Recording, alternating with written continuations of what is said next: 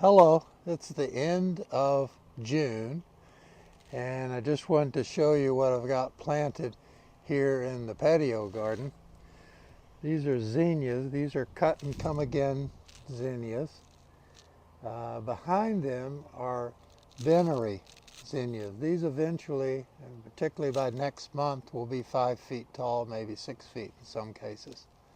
We tried something different this year, and they're called short stuff zinnia. Last year I had some marigold in here. This year we tried the short stuff. They only get about 6 or 8 inches tall, and hopefully they'll fill in as the summer goes on. Let's walk around here and look at the pots.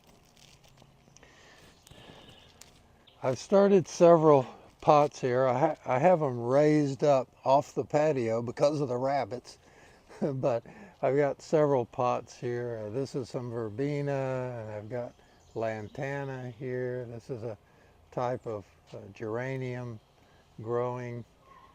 We have penta in this. This is a nice plant, a very short plant in the pot at least. Uh, this is dipladena.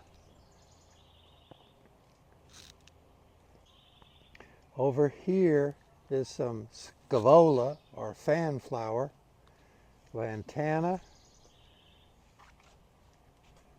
and lastly some portulaca. Now when the sun comes out, it's kind of overcast right now. When the sun comes out, this will be just loaded with flowers, the portulaca. Behind me are the roses. A lot of rose buds, but the first blooming, of course, was earlier in the spring, and now it's getting ready. Maybe another week, and these buds will all start coming out with roses.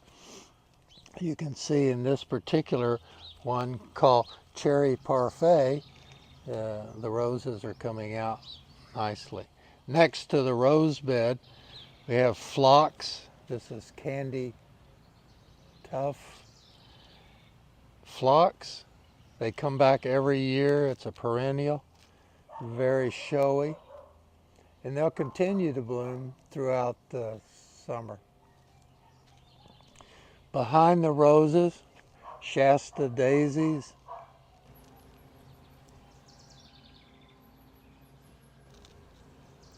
Let's walk over toward the fence area.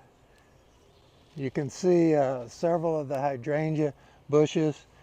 This one is Cherry Explosion. It's a pink lace cap hydrangea. Next to that is Endless Summer.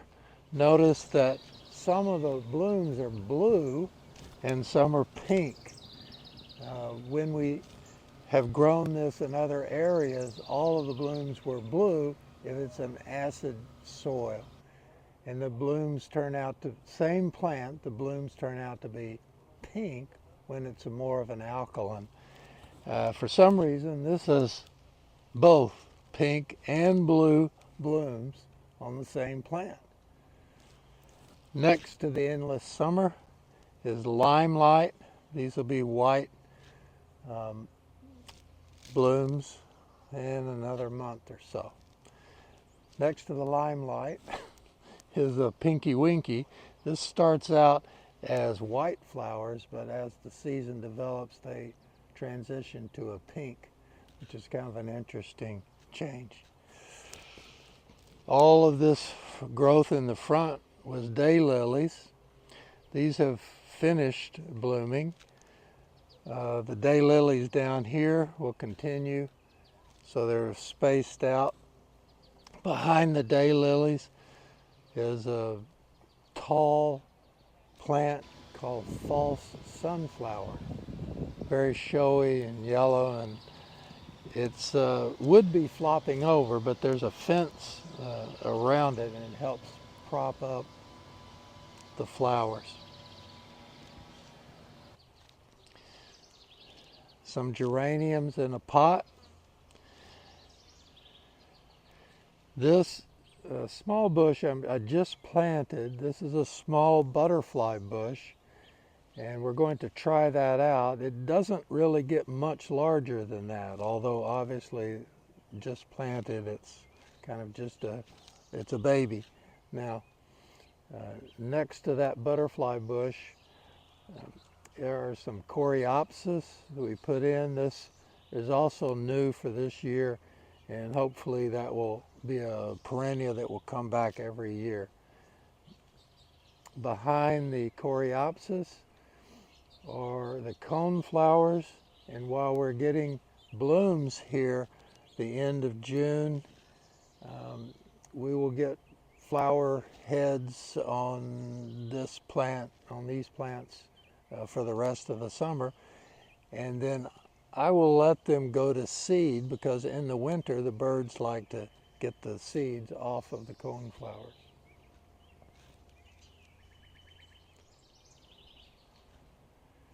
This plant is a rose of Sharon. It's a type of hibiscus plant, and it's getting taller and taller every year. It's been in here 3 or 4 years, and we get masses of blooms.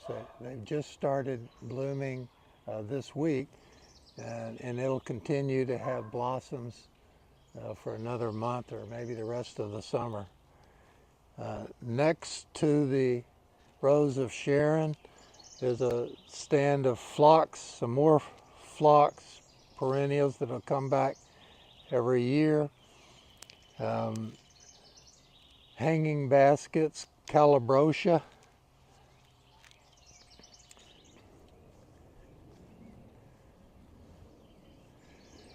Well, that's a short tour of the garden at the end of June.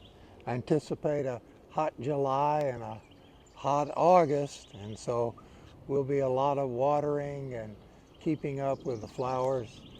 It's really the peak by the end of July. I like hanging baskets and other potted plants. This is just a petunia plant. As long as I keep it watered, it's happy to grow there. And you can see the back of the zinnias and the other plants that are in the garden. So I hope that you enjoy the tour of the backyard flower garden this year, and hopefully we'll see you again if you subscribe to this channel. Thank you very much.